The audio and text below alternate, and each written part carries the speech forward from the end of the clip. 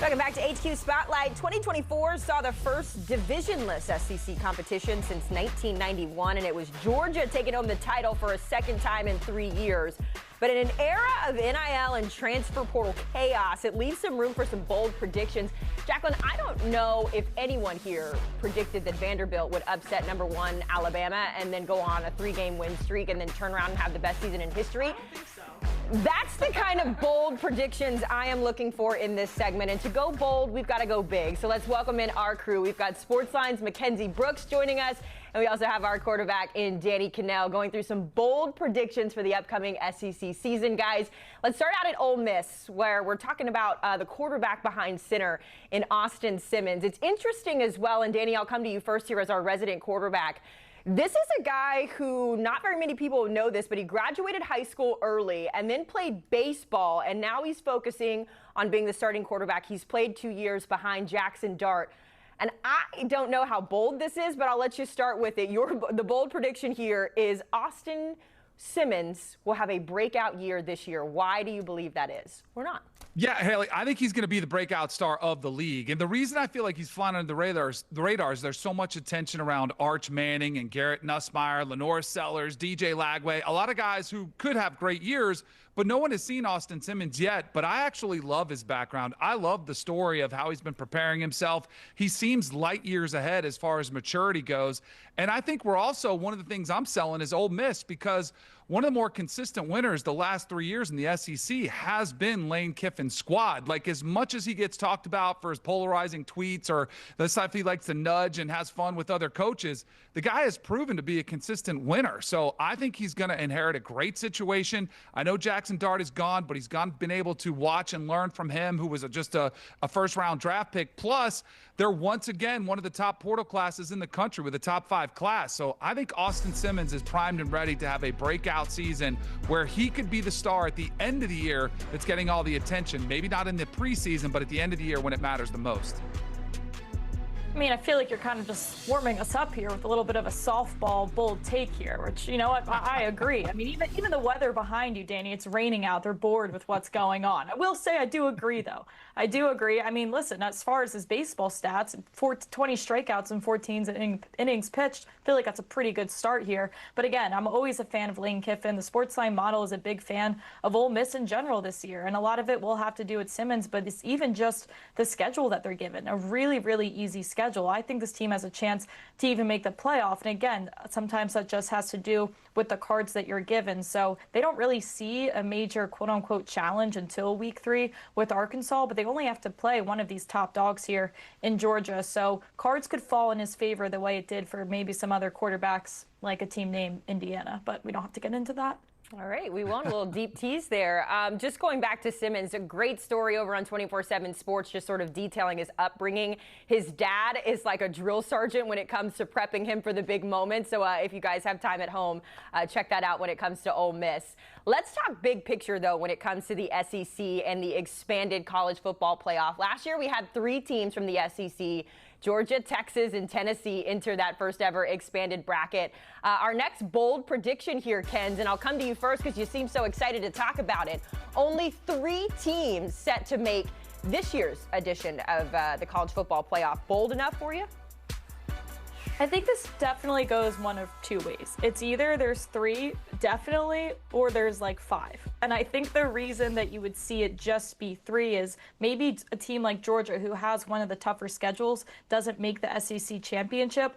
I think they are going to put them in, but their schedule will be such a level above these other 3-loss teams. Like, we're going to have that Spider-Man meme again with all the parity in the SEC, and everyone has 3 losses and they don't know who to take. If the situation is Georgia's at the top of that list, I think they'll take Georgia and wash out the others. But if it's not Georgia and it's a lot of guys with a very similar resume, and the ACC poops their pants again, which is always a potential and possibility, they only feel like they have to take one ACC team. There is a version of this story where we do see like 5 SEC teams here. Yeah, so I think I heard a lot of like straddling the fence there, right, Haley, from Ken's? I mean, she's kind of like maybe 3, maybe 5. I'm not wallowing. I am going right there and saying it's only going to be 3. So here's the thing that I think is different and unique about the SEC. In years past, you had a guaranteed front runner. Like it was Bama was, the clear-cut favorite to win the conference. It was Georgia, clear-cut favorite. Well, because both of those programs have big question marks as far as who's going to be the quarterback, with lack of experience there. At Bama, it's who's going to be the starter, and the schedule is getting a little bit tougher. I don't think it's as clear-cut, and I do think the one reason the SEC is out there pounding the table for the 5+11 model is they realize with the 12-team model how hard it's going to be to get those 4th and 5th teams into the playoffs. So I think there's going to be a lot more parity. Also, in the new NIL landscape, some of that talent that really has been amassed and hoarded at the top, it's starting to spread throughout the conference. So you're seeing teams that are better quality, but not necessarily that standard bearer that they always had at the top. So I think the SEC is going to, once again, very similar to last year, beat each other up a little bit. And until they come up with a formula that works better and where they actually listen to the campaigns of the SEC coaches and media saying, well, our schedule's so much tougher than yours, I think it's going to be really tough for the committee to put a 9-3 SEC team in over some 10-2 and even 11-1 teams from the Big 10, ACC, and Big 12. So I think until we get a new system, the SEC is still going to be struggling to put 4 and 5 teams in the playoffs. Well, let's just keep raining on the SEC parade while we're at it, because our next bold prediction is Texas will not make the college football playoff. And Danny, honestly, this surprised me a little bit when I read it. This does feel bold, especially when you think about all the hype that's been surrounding Arch Manning. I know they have some questions on the offensive line, but either way, not getting into the CFP, that definitely feels bold in my opinion. 2 things, Haley, is one, and I'm a believer in Arch Manning. I would buy stock in him for the long term, but it's very rare when you see a first-year starter take over the reins and there's little to no drop-off. Like, there's going to be a learning curve for Arch Manning where he's going to have to learn what it's like being a quarterback for Texas. And it's the best job in America when you're the backup and everybody loves you and you come in and you're sprinkled in for some packages and you have some big plays and everybody's excited about you. But it's a totally different animal when all of a sudden you potentially go to the shoe and you lose week 1.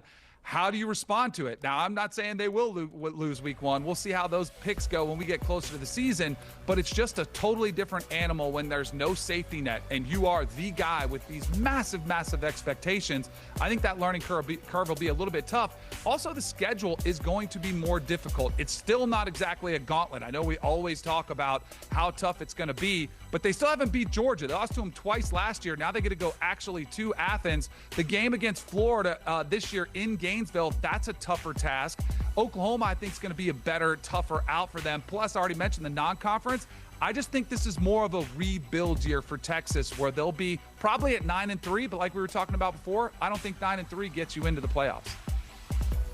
I mean, Haley, you said bold. How about bold and wrong? I mean, this is like probably one of the most diabolical things you've said in a really long time. I mean, I know you've been covering this sport for a little longer than me, but I have to remind you that OSU game does nothing for these SEC rankings. Like, for win or loss for that. I mean, they literally play one top 4 SEC school in Georgia, which they can lose. Like, to think they're not even making the SEC championship is crazy. To think even a runner-up in the SEC championships not making the playoff is also crazy. I mean, you're looking at Florida, Oklahoma, Texas A&M, the quote-unquote tougher games, but there's a very realistic story of them coming out 3-1 to that. So if Ohio State mattered, that would be a different story, but it doesn't. And obviously Georgia going there is going to be the gauntlet. But again, there's going to be so much parity in the SEC. Power rankings will determine so much here. So to think that this will not be a top 3 team, and even I think if they're 4, maybe they get in 2, but to think this isn't a top 3 team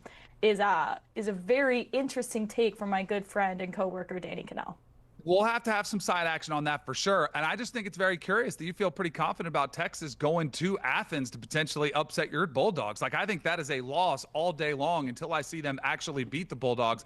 I'm putting that as a loss. The Ohio State game, I mentioned that one. And then again, I think Florida's going to be a lot better and a lot tougher. And some of those games last year that they were supposed to dominate, A&M comes to mind, a 17-7 win, which wasn't exactly resounding.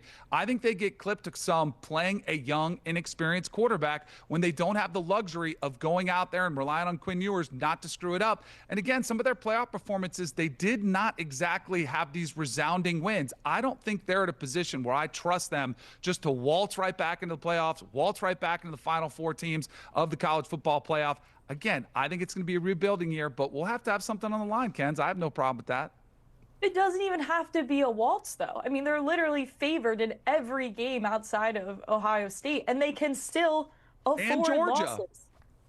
Fair, but they can still afford 2 losses. I mean, we're talking about making the playoff. But they can't afford SEC. 3. Yes, they can. That's where we disagree. And I don't think there will be 3. But if you are a 3-loss team and you make the SEC championship, which is still, again, very likely situation. I mean, a lot has to go against this team to not be a top 3 team in the SEC. All right, well, we will leave it there. We just had receipts with Damian a few minutes ago, so I'm sure we're going to clip this, and we will bring it back. And we will have this conversation as it comes. Guys, we certainly appreciate the time and love going back and forth with those two. Texas, not in the CFP? I mean, that's pretty bold, and the SEC football talk continues. Now, Danny is sticking around, Chip Patterson enjoying the show, and they're telling us who the #1 quarterback in the conference is. I'm hoping Danny brings that bold energy into these QB rankings. I think you're going to be surprised. Stick around. We'll tell you who his #1 quarterback is in the SEC.